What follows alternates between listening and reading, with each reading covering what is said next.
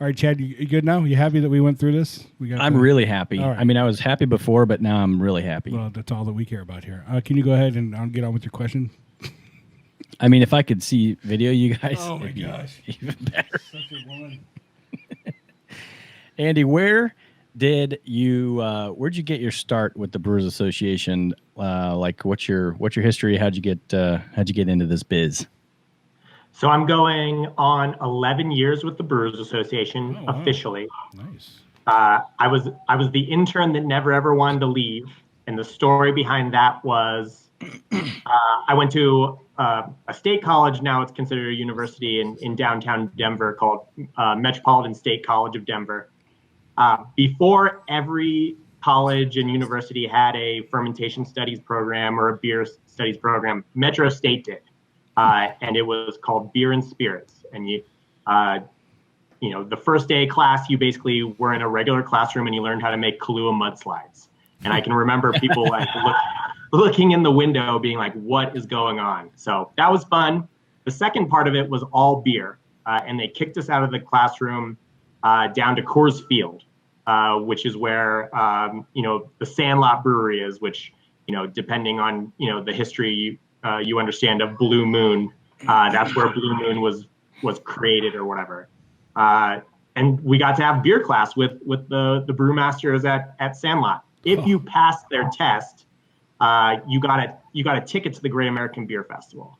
Obviously I did, and that kind of jump-started my realization of all these breweries around the country, and kind of had the inkling to reach out to whoever put on the Great American Beer Festival. Figured out it was the Brewers Association. Kind of looked down the roster. I was studying marketing at the time, so there was a lady with the title of craft beer marketing director. Ended up being a lady named Julia Hers.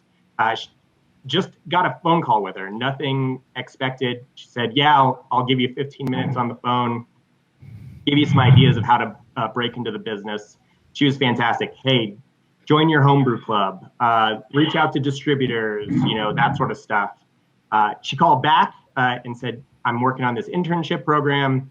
Would you like to apply for it and see if you're a fit?" Lo and behold, it's all history. I ended up getting that internship. The next time around, it was a 3-month internship. She was interviewing these dorks from CU Boulder. I was like, no, don't do that. I'll do it another time. By that time, GABF had rolled back around, and they just needed somebody to do tickets. So I really was the intern that just never ever wanted to leave, and now I'm going on 11 plus years. So now after 11 years, you're getting paid, right? You're not an unpaid intern still. I'm sorry, say that again. So after 11 years, you're getting paid, right? You're not an unpaid intern still. Yes, Okay. and the internship was always paid. It was a little bit different. You would get a stipend and everything like that. But no, about, 6 months in, I was getting a regular paycheck and have been a full-time staffer for going on 11 years. Wow. Well, that answers one of our other questions for people that don't know. The Brewers Association is not a volunteer-run association. I've heard people ask about this, talk about this before. What is the Brewers Association, the Brewery Association? How many people work there? It's based in Denver, correct? Based in Boulder, about 45 okay. minutes northwest. Full-time staffers, I would say, around 60. Not all based in Boulder, all around the country. My direct report is based in Ohio.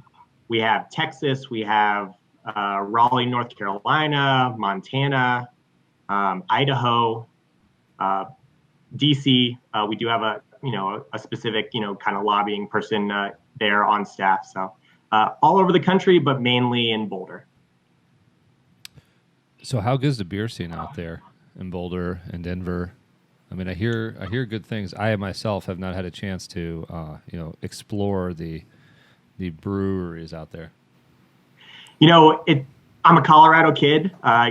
This is why I'm, in beer, is because I was, exposed to this, and I really feel like craft beer and is part of Colorado identity.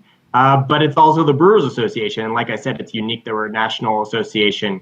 Colorado beer is awesome. Lots of breweries. We're probably approaching 400 breweries in the state. Some great, national brands, New Belgium, Odell, Left Hand, small breweries like Crooked Stave, Wibby that I'm drinking, Paradox and Divide.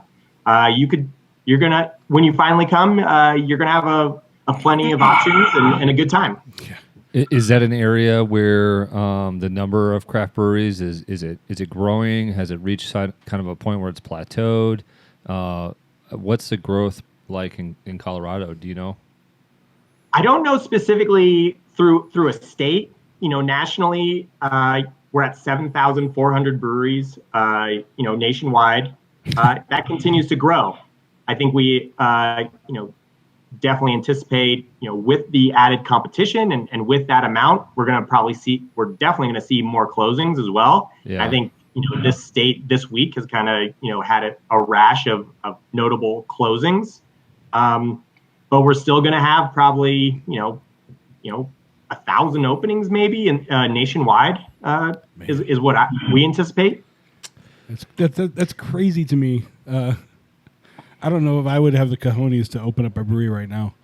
It's just you'd have to have a really tight business plan. You'd probably have to be prepared to not make money for 3 to 5 years. And see that my wife would kill me, so I couldn't do that. Well, I don't know what the ad loss ratio is, and Andy, maybe you can fill us in on that. But when we started this podcast a year and a half ago, I want to say there was around 6,500 breweries, and we hear rumblings about it's plateaued. There is growth, but it's so slow because a lot of breweries are closing. How close of an eye do you keep on how many are opening and how many are closing? Monthly, we have a dedicated team to tracking brewery openings. Our chief economist, Bart Watson, that's a lot of what he does. I think, as far as growth in openings continues to be astronomical. Now, growing on that base, 7,400 breweries, becomes more and more difficult. When there were 2,500 breweries, double-digit growth is no big deal. Now, there's a lot of shoulder to shoulder going on. 4% growth, however, which is what it was last year, is still pretty amazing for an industry. And I think, when you compare it to other industries, handful, at this point, a good amount of breweries, closing up, compared to like restaurants and stuff like that, it's minuscule. I still think the interest is still there. But, you talked about it just a couple of minutes ago. You need to hit the ground running, making world-class beer, having a business plan, doing everything right, and not really there is no learning curve anymore. Yeah, your quality just has to be so high with the competition. So many small breweries, even around us, are making such good beer. And most people don't even know of them. Like I remember Gray's Lake. It's one of Gray's Lake, the hockey one. Light the Lamp. Oh, Light the Lamp. I mean, they don't even distribute it in cans or bottles in stores. Like, the only place you can get it is the brewery, and they're phenomenal beers. So, yeah. Now, and Adam, you've made the point before that it's not such a bad thing. For me, I was always so like, oh my gosh, are we slowing down? Are we plateauing as there closes? And you made an excellent point a couple times, and I usually don't like to compliment you. You're giving me credit. But I will. You said, you know what? There's probably some places that they probably do need Should to close, and maybe they weren't making the greatest beer. Yeah, and with the recent, well, I don't know if we're calling it a merger or not, but with Dogfish Head, and Boston Brewing, they're calling it a merger. I believe. Are they? I don't know. Sort of. It seems like partnership. There you go, partnership. Let's be more democratic about this. Do you see something like that happening more as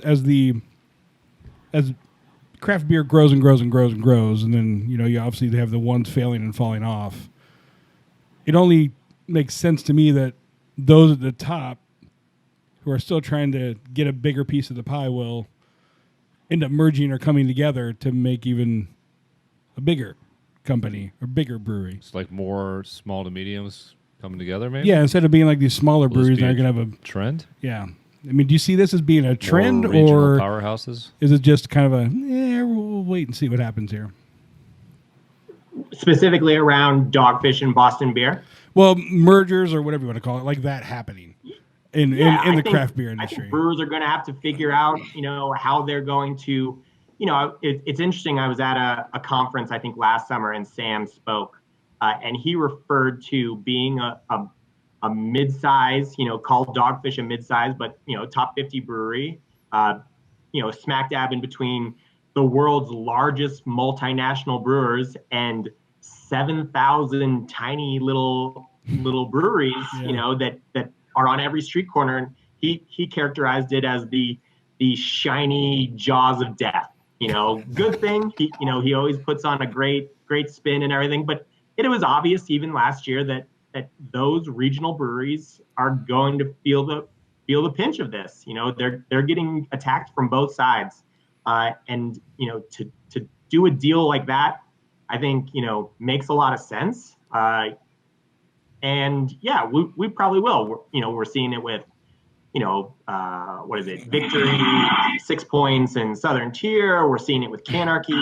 Yes, right now this this craft beer industry is evolving, and breweries of that size are going to have to band together. Yeah, I mean, I was surprised when I heard about it. I don't know if anybody knew it was coming, but I didn't know it was coming. What wasn't there? And forgive me, I'm trying to remember the We article will of not. the company. Wasn't there another large sort of conglomerate beverage producer that said that they were going to make a big push this year into the American beer market, like out of Australia or something? I don't remember. Oh gosh, I can't remember It's- yesterday. So. I'll try and find it here. Yeah. Of course, it's me.